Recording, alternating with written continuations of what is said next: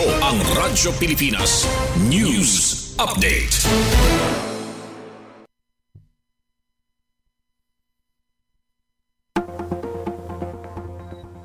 Aton oras alas 5. Aton oras alas 5 yung punto san kulog. Maupay nga adlaw kalbayog aden aton mga balita sa para sa yana nga pangurason. Barangay Kabatuan Palapag Northern Samar, moida na Barangay Health Station. Pamatian tan detalles and report matikangan Charmaine Perito Balvez. Radyo Pilipinas Report. Paglaom andara para sa mga residente san Barangay Kabatuan sa munisipyo san Palapag, Northern Samar sa pag-turnover san bago nga Barangay Health Station.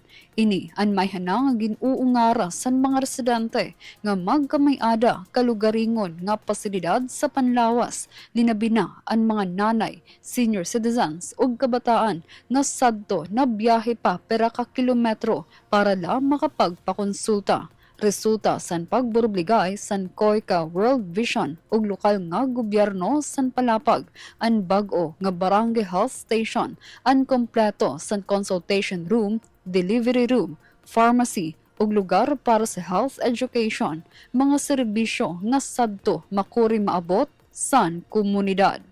Para sa Bagong Pilipinas, Charmaine Perito Balvez, Radyo Pilipinas, Radyo Publiko, Kalbayog.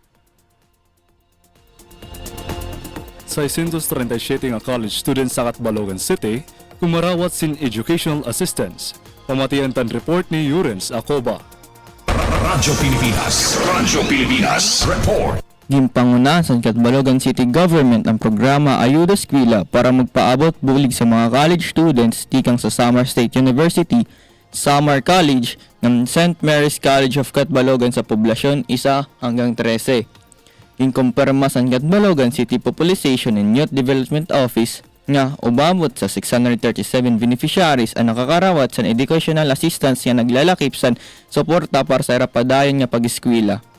Sumala kan Mayor Dexter Oy, padayon nga papaningkamutan sa syudad nga mas damo pa nga estudyante ang makabenepisyo sini nga programa.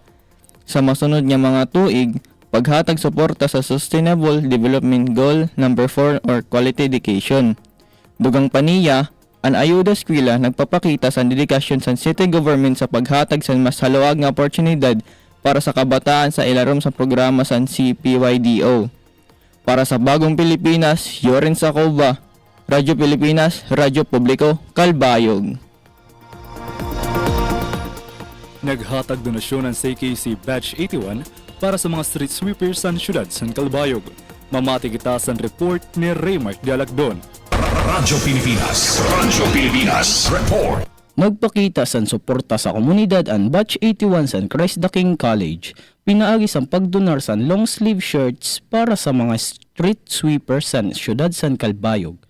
Bisan mida na uniforme nga ginpapanhatag sa lokal nga gobyerno sa mga street cleaner, ini nga donasyon nagtutuyo paghatag dugang pag-ataman ngan pagpasalamat labi na yana nga panahon san Pasko. Personal nga ginabot ni City Solid Waste Management Officer in Charge, Janet Obong Kabuhat, ang mga donasyon nga gin-turn over kan Batch 81 President Ferdinand Tan Durante sa era annual reunion nga ginheld sa Red Iron Hotel dida sa December 7, 2025. Nagpasalamat liwat si City Mayor Raymond Uy nga usa sa espesyal nga pagbisita sa okasyon sa Batch 81 tungod sa era pagkilala sa papel sa mga street sweeper nga padayon nga magtatampo para mabilin malimpyoan nga presentable ang syudad.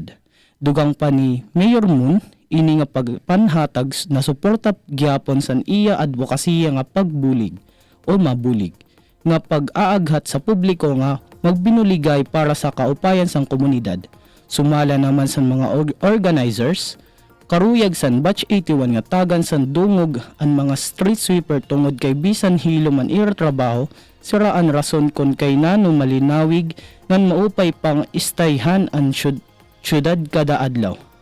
Para sa Bagong Pilipinas, Raymart G. Dialagdon, Work Immersion Student sa Kalbayog City National High School, Radyo Pilipinas, Radyo Publiko, Kalbayog. Ini ang kabugusan sa natong balita para sa yana nga pangurason. Padayon gihapon kamo nga mamati sa DYOG Radyo Pilipinas, Radyo Publiko Kalbayog. Para sa news updates, ako si Hugh Frank Bulanyo para sa Radyo Pilipinas, Radyo Publiko. Mula sa pinakamalawak na newsroom sa buong Pilipinas. Ito ang Radyo Pilipinas News Update.